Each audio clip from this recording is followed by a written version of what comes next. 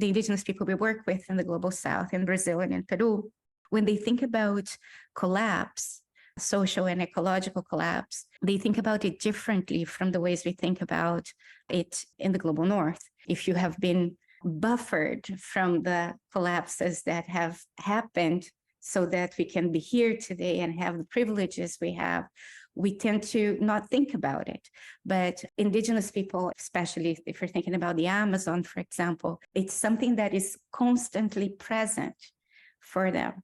So social and ecological collapse is not something that they are afraid of. They have lived this every day since the onset of colonization. So for them, it's not something that is in the future, it's in the present. One of the things they talk about is that if you have been buffered from seeing this every day, and you have been protected by the house of modernity, your threshold, your neurobiological threshold for dealing with reality is very different. It's related to that buffer. Now, if that buffer is being removed, you will have to adjust your threshold, your neurochemical, neurophysical threshold, to be able to see the reality and to face the reality and to really be able to not turn away from that. So what they say is that when we think about climate change in the global north, we think about climate change outside of ourselves, the famines, the floods, the fires outside of ourselves. And when we think about social collapse, we think about losing access to basic service, losing access to water or to food or to banks or to fuel. And that is a very buffered way of thinking about things. So what they suggest is that the floods, the fires, the famines are within us already because we are not separate from the land. And we have numbed to consciously thinking about that and even to feeling about that, but you can only numb to a certain point. After that, it spills, right? And the collapse that they are worried about is not the collapse out of outside, because this is already happening and has already always happened to keep one group buffered. What they are worried about is the inner collapse that is going to happen as the house falls apart and people cannot deal with reality. And in that case, they will turn on each other in ways that are more violent than what we've already seen and what has been normalized. So their idea is that modernity, the house of modernity, the systems where we live in, they do not give us a compass of responsibility.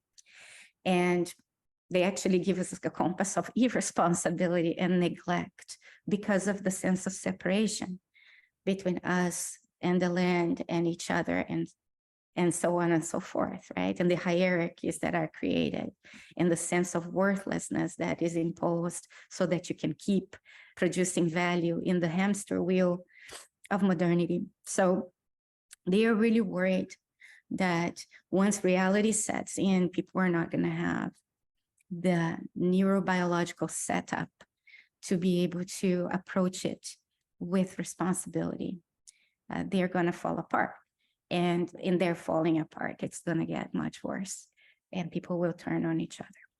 So with that in mind, what we tried to think about in relationship to the tightrope was what kind of pathway within modernity, for those of us who are still inside the house, right? And the house is cracking. So what kind of pathway do we need within modernity for us to grow up? And what kind of educational process do we need for ourselves and each other? What kind of images that could lead us to that path of maturity and responsibility? So we came up with the image, actually, of the tightrope to reinforce the level of difficulty that this entails, right? So we're learning to walk a tightrope with honesty, which means that we're not turning away from what's difficult, with humility, which means that we're shedding our arrogance, with humor, the useful kind that help us hold the weight of all of this in a light container, and with hyper self-reflexivity. Hyper self-reflexivity is the ability to know where we're coming from, where we're at, and where we're going, but without ignoring the harm that has been necessary or that has been inflicted for us to even exist, the harm we inflict, the harm we have been subject to. So it's not just about where we're coming from, where we're at, where we're going in a very superficial way, it's in a deep way, thinking about our existence within a wider collectivity and metabolism. And then as you're walking this tightrope, you're carrying a rod, and this rod is a rod of intellectual rigor on the one side and relational rigor on the other side. And you need to learn to balance that. And in that sense, the Cartesian thing about mind and body, it's very useful to know the critique of that. But the problem is that generally the critique of mind over body then becomes body over mind, which is also problematic, right? So when we try to challenge dualism with non-dualism, it also creates a duality that in many instances, and because of the House of Modernity, it becomes a reversal of a hierarchical binary. So you reverse the hierarchy and then you think that you're doing something that is progressive, but actually you're creating another problem there. So what that rod represents for us is that the intellect is extremely important here, but in a different way than it was within modernity. And relational rigor is something we have to learn, because these are the teachings that have been missing for us within the house. And then there are two types of abyss. The first abyss is the abyss of desperate hope, where we want to be saved. We want the pain to go away. You don't want to be in the presence of the pain, of all of it. So you then want some people to have all the answers, right? And then generally it happens, the some people we talk about is the racialized people or the Black people or the indigenous people. They will have all the answers. The problem is that when we do that in the bigger system, they go from subhuman to superhuman. And that imposition of your projection of what they need to be doing or what we need to be doing is also violent, because you impose a criteria that it's impossible to meet. And as soon as you are exposed also to the complexities of these groups, then your motivation falls apart because you had romanticized or idealized something. And when that is cracked and frustrated, then your motivation also goes away with it. And that has also implications for these people who then at one point are less, and then at another part are more, and it really doesn't help with the repair of the relationships we need to do in the long run for all the historical and systemic violence that has already happened, right? Then in desperate hope, you're also looking for a heroic authority. Somebody will help us here. If it's not a group, it's going to be a genius, one person. And there are lots of people selling it to you like that too. And sometimes it's a gift that they have. And I can say that also because people project it on authors of books. Like I've written Hospicing Modernity, and I have had lots of people coming and saying, okay, so you have the answers. And I have to say, I don't. Like I shared my inquiry with you, and you cannot place the responsibility on me. I don't like that. I don't want that.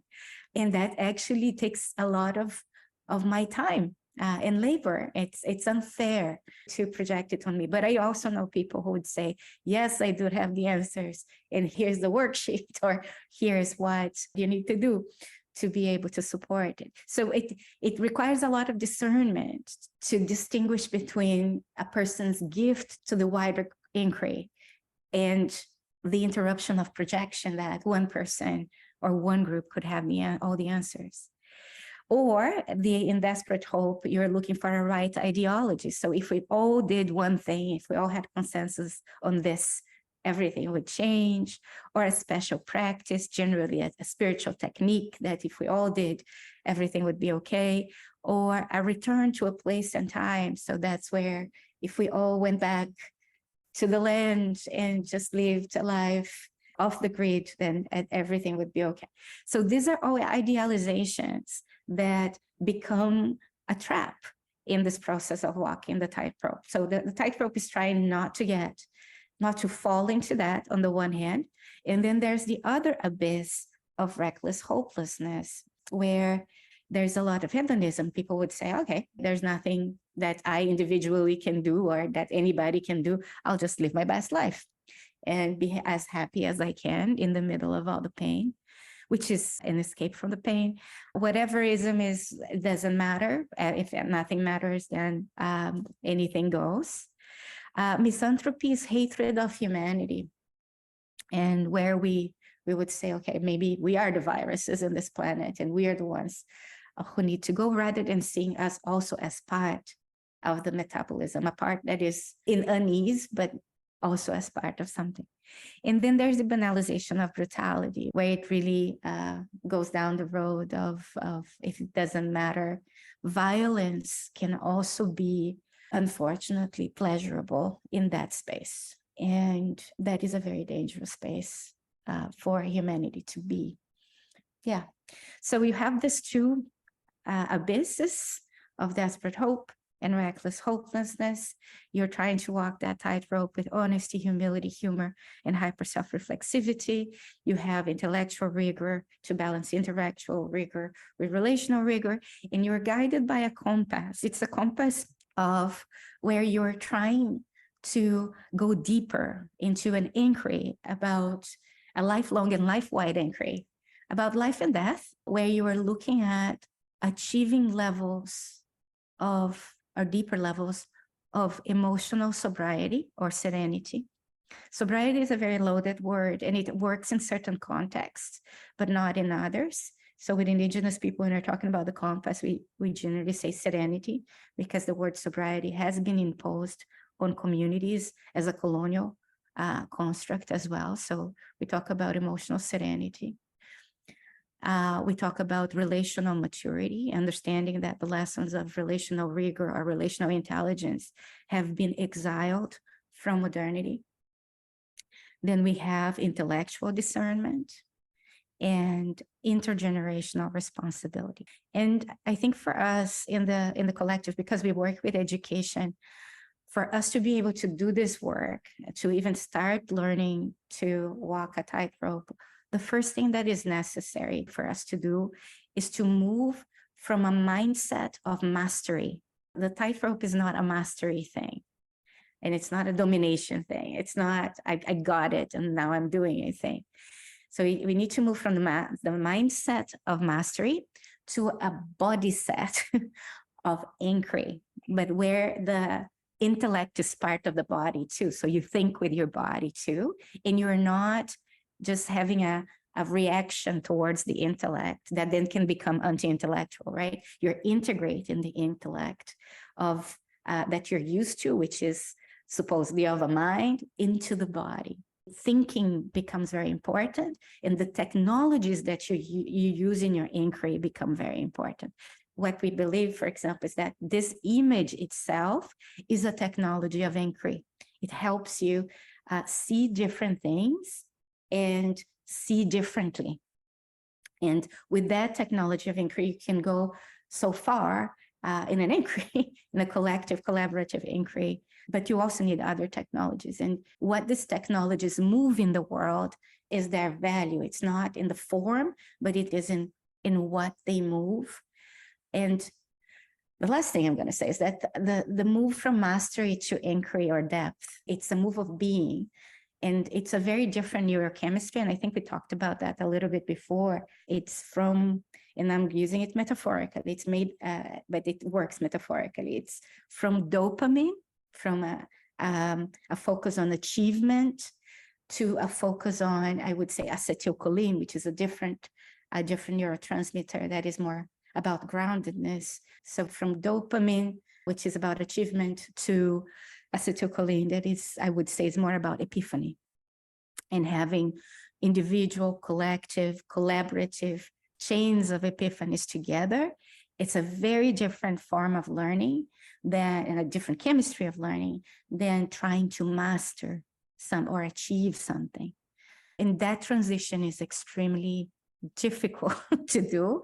It's difficult to do alone. It's also difficult to do collaboratively because we are so trained, so trained to see learning as to sense and experience learning as mastery, that when we go into this other inquiry space where there are no answers, where uncertainty is a given, where you need to see both success and failure as good data, and where what you stumble upon, that's where the epiphany happens, right? What you stumble upon is the best data that you get, and that you get a very different kind of high than the high of I've got it and I'm worthy, and that whole thing reinforces the economies of modernity, right? Because your worth then is dependent on how much knowledge you have and how much you can demonstrate that knowledge, and so on and so forth. With inquiry, that economy goes away. It's not about how much knowledge you have.